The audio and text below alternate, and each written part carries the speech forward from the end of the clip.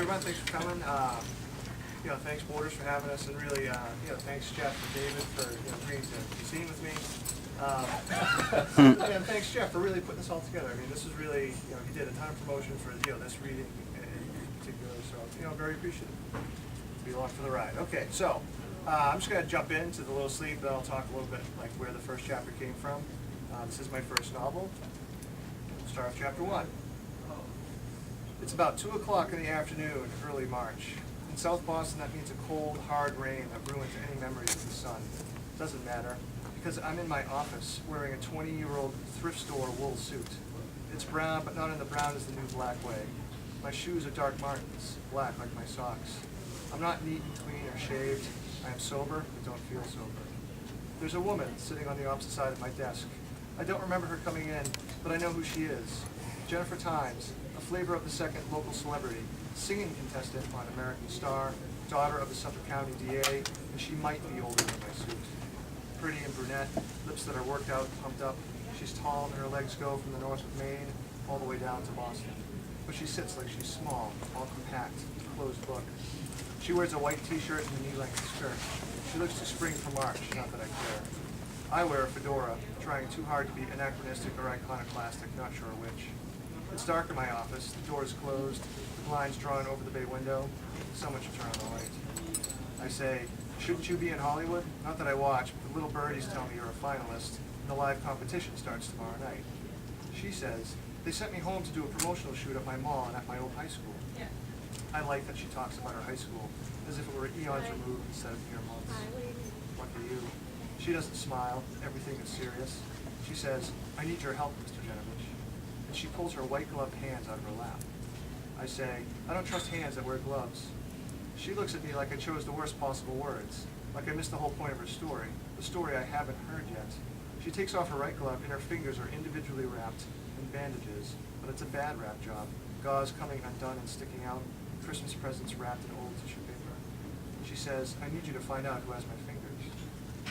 I think about opening the shades, maybe some light wouldn't be so bad. I think about clearing my desk of empty soda cans. I think about canceling the Southie lease, too many people double parking in front of my office apartment building. I think about the ever-expanding doomed universe, and all of it makes more sense than what she said. Say that again? Her blue eyes stay fixed on me, like she's the one trying to figure out who's telling the truth. She says, I woke up like this yesterday. Someone stole my fingers and replaced them with these. She holds her hand out to me as if I can take it away from her and inspect it. May I? I gently take her hand and I lift up the bandage on her index finger and find a ring of angry red stitches. She takes her hand back from the quick, like if I hold on to it too long I might decide to keep those replacement digits in place.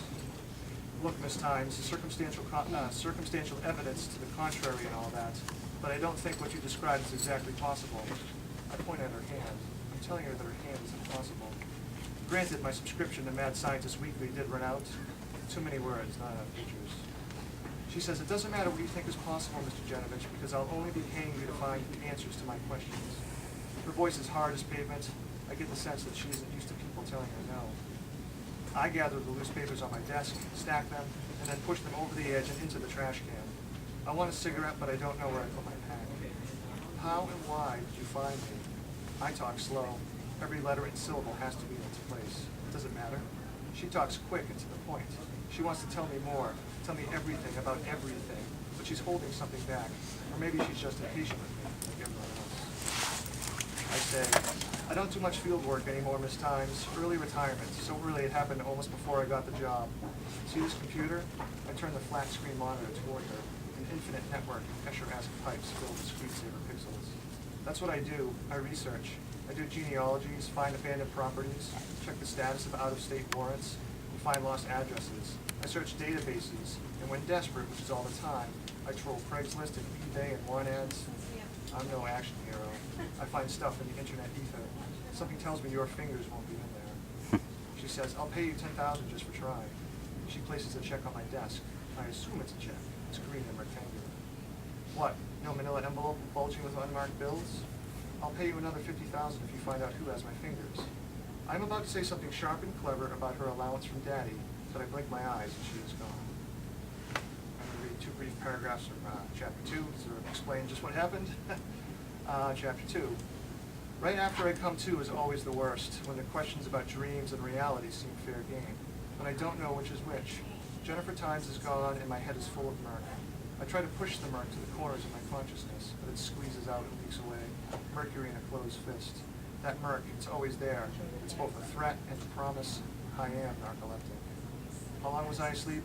My office is dark, but it's always dark. I had the sense that a long time has passed, or maybe just a little. I have no way of knowing. I generally don't remember to check and set my watch as I'm passing out. Time can't be measured anyway, only guessed at. My guesses are usually wrong, which doesn't speak well for a guy in my line of work, but I get by. So, my detective, Mark Genovich, he has narcolepsy. Now that first chapter with the missing fingers, when I first had that image, I wrote the first chapter and I was going to play it straight. Play it sort of like a Philip K. Dick sort of mix of science fiction and horror. She really has fingers that were replaced and taken away. But I had no idea to fit that chapter, so I put it away for almost a year. And then I was online researching some medical afflictions, which is pastime. For another story, I was doing research, and I happened across narcolepsy. And all I knew of narcolepsy beforehand was, they get tired, they fall asleep.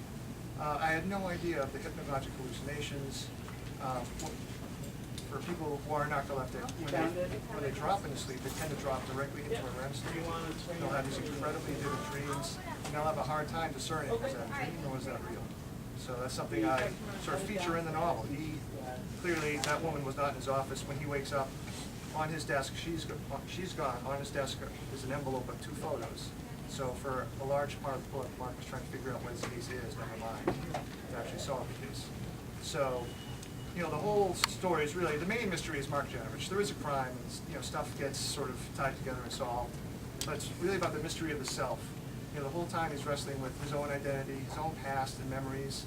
And really, it sort of represents how malleable they all are.